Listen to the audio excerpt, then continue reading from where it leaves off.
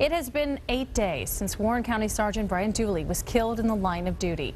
And tonight, another deputy who almost suffered the same fate is talking to 9 News for the first time. Reporter Tony Moronis rode along with Grant County's Kevin Burke and heard what happened and how it feels to be back on the job.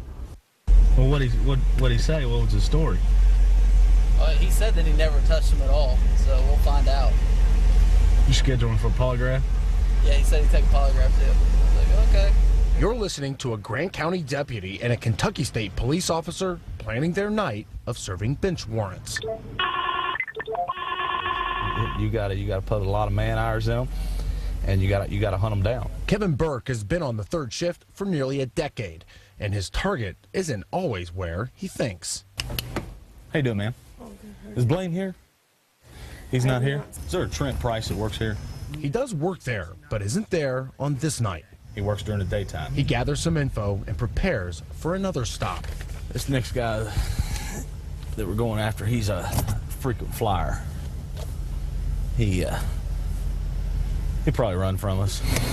Deputy Burke is used to this work. You have to be on your toes all the time. On his toes because last year he served a warrant that made headlines. Grant County Sheriff's deputy. Deadly struggle in Williamstown. All this played out just about 4 hours ago. He stabbed a Grant County Sheriff's deputy. James Staten IV stabbed Burke 5 times. Burke defended himself by firing his gun twice. Staten died from the wounds, and Burke was flown to the hospital. Deputy Burke was actually coming up out of the field. Williamstown Police Sergeant Robert Reed was the first to arrive. He was covered in blood.